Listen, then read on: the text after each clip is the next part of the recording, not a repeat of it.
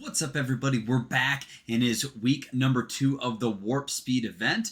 And did it outdo week number 1? I'll let you guys decide, but let's hop on into it.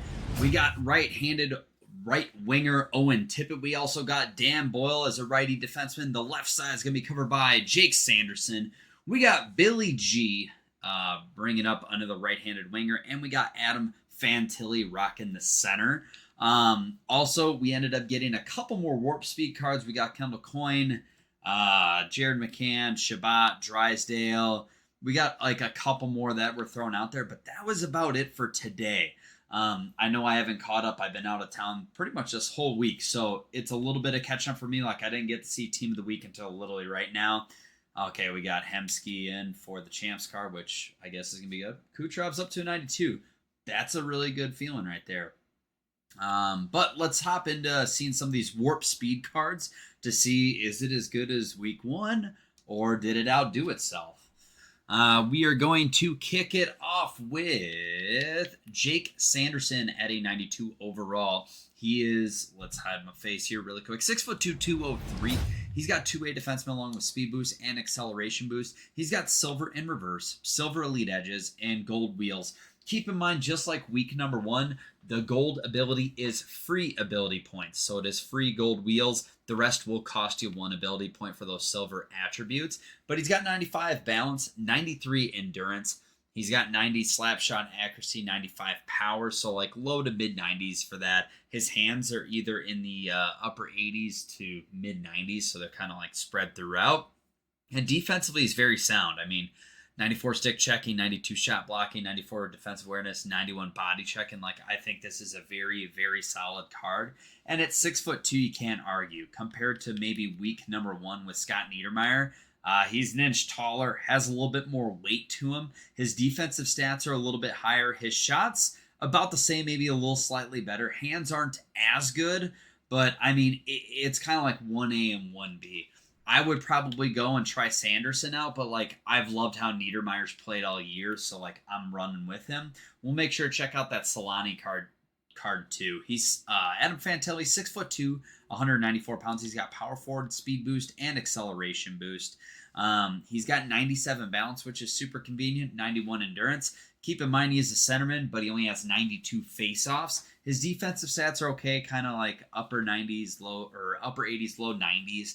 Hands in the mid 90s, his shots in the mid 90s. Like, it's not a crazy great card. I think there's some other better options. Like Mike Modano would be the easy choice for me. I think Modano blows this card out of the water, but that's just me. If you're a Fantilli fan, hey, make a favorite card. You know what I mean? I'm not going to argue that. Then we also got Teemu Solani, 6'2", His card's always good. You know his card's always going to be quick. Keep in mind, Gold Wheels does cost something because he is not an MSP, but I mean, acceleration 99, speed 97. I mean, his shots ridiculously upper 90s. Like, this is an immaculate card too. Like, this would not be a bad one to look at. The only thing I don't like is 90 endurance. You know, he's going to get wore out pretty darn quick. I feel like that's a running theme when it comes to the Solani cards.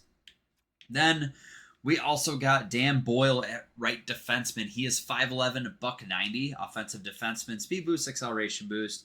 You know he's got the gold wheels for free. 95 balance to go along with that. 91 endurance. His shot's pretty good, though, in the mid-90s. He just doesn't have the size that you've seen in maybe like Brandon Montour.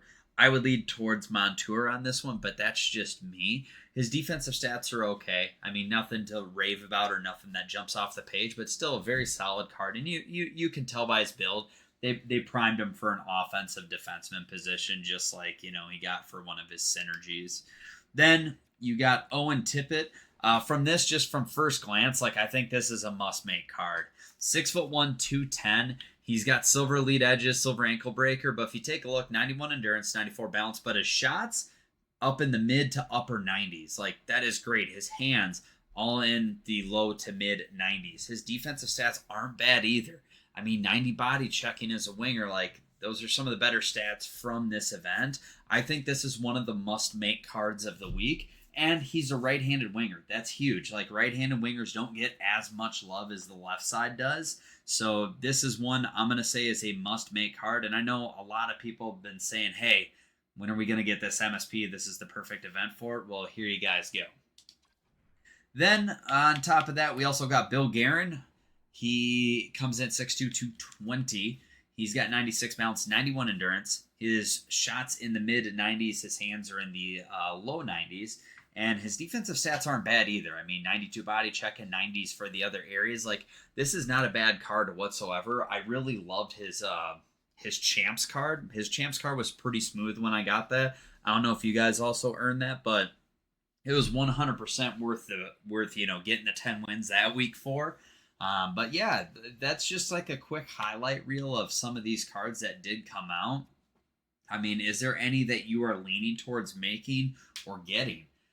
Now that both weeks are out, this is an event, I can't stress it enough. This is an event where you need to make sure you have nothing left. We are not going to see another event like this for a very long time, especially with somebody with 99 speed, Make sure you use your collection, and I would be balling out. I'd be making as many as I can. Now that I've seen them all, my suggestions: Mike Modano, Peter Bondra, Jake Sanderson, Martin Necas, Owen Tippett, and then I'd probably go Brandon Montour. The other ones are okay. Guerin, I'm not too sure. I don't know. I felt like he could have been maybe a little bit better, but like Modano is a must make. I think Tippett's the must make between week 1 and week 2. I think those are the two best that got released. That's just me personally.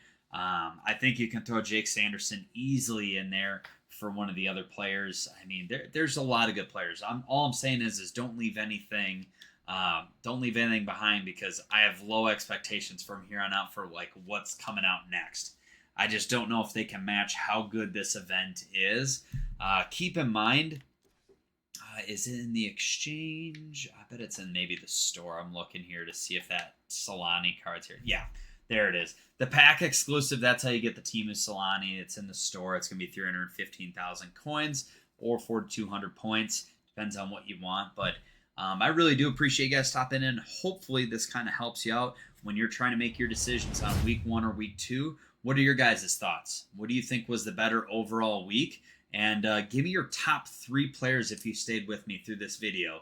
Give me your top 3 players, 1 being the best, 3 being the worst, I guess, out of the top 3 that came out of this. And give me a little snippet why and who have you made. Other than that, guys, take care. We'll see you back here tomorrow. I'll try to release a video on kind of how to do a walkthrough of making yet another MSP for free, just like I did last week. If you like what you saw, give it a thumbs up. Make sure to hit that follow button down below, and we'll see you guys back here next time.